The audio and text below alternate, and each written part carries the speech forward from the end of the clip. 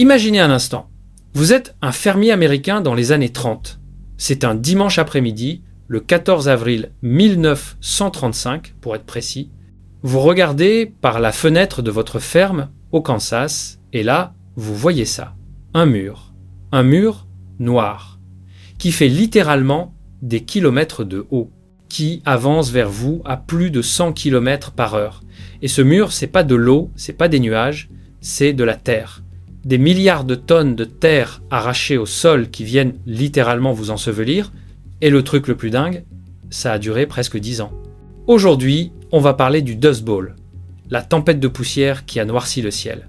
Et vous allez voir, c'est une histoire qui mélange catastrophe écologique, erreur humaine monumentale et des images qui, franchement, on dirait qu'elles sortent d'un film d'horreur post-apocalyptique.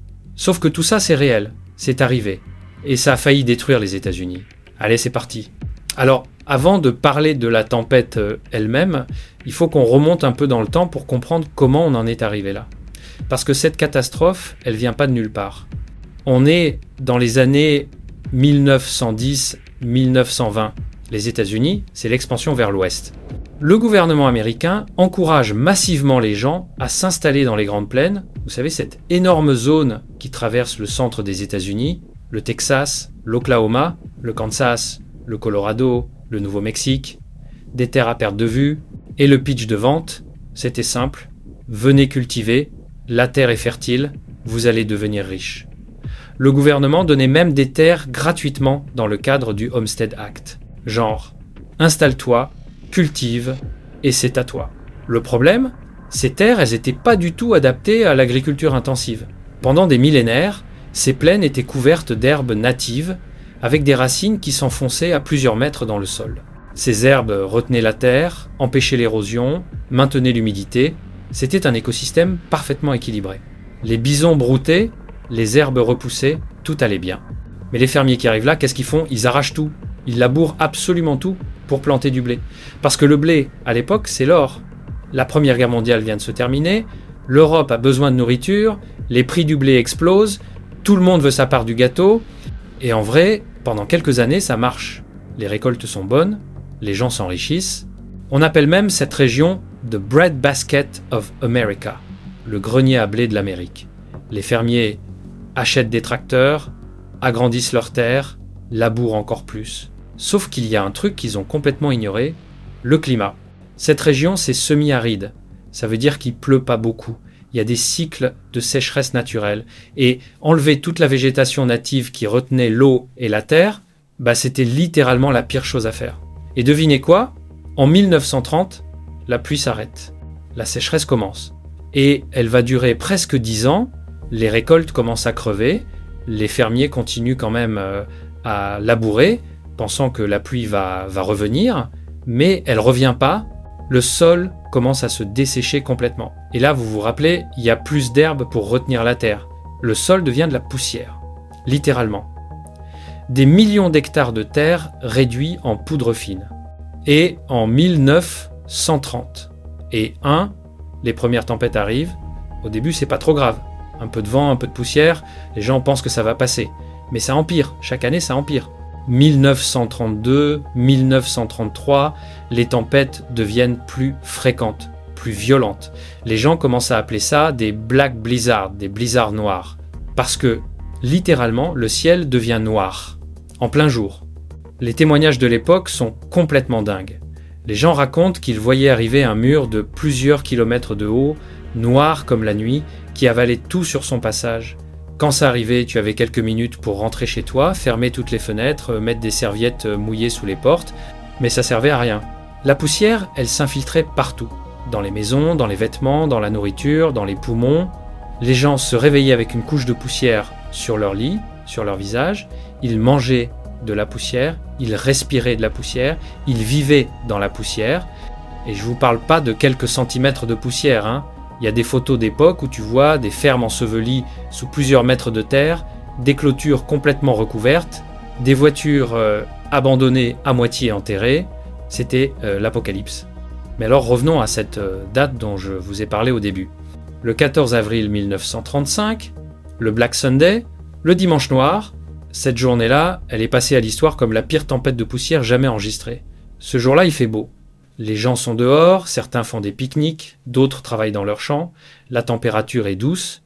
Après des années de tempête, les gens profitent d'une journée tranquille, et puis vers 6 heures, quelqu'un regarde vers le nord et voit ça. Un mur noir qui fait littéralement 3 km de haut, qui s'étend sur des centaines de kilomètres de large, qui avance à 100 km par heure. Les témoins de l'époque disent que c'était comme regarder une montagne bouger, comme si l'horizon entier devenait solide et fonçait sur toi. Les gens paniquent, tout le monde essaie de rentrer, les voitures foncent sur les routes. Certaines personnes n'arrivent pas à rentrer chez elles à temps et se retrouvent bloquées dans leur voiture, incapables de voir à travers le pare-brise. Quand la tempête arrive, le jour se transforme en nuit. Pas en crépuscule, en nuit noire. Tu pouvais pas voir ta main devant ton visage. La tempête dure plusieurs heures. Les gens sont terrifiés, certains pensent que c'est la fin du monde, et en vrai, je les comprends. Il y a un journaliste, Robert Geiger, qui était là ce jour-là. C'est lui qui va inventer le terme Dust Bowl pour décrire cette région. Il écrit un article où il dit « 3 petits mots résument de manière achevée la vie dans le Dust Bowl des Grandes Plaines, si seulement il pleuvait ». Cet article va faire le tour du pays. Pour la première fois, toute l'Amérique réalise l'ampleur de la catastrophe. Mais le pire, c'est que Black Sunday, c'était pas un événement isolé. C'était juste la plus grosse tempête.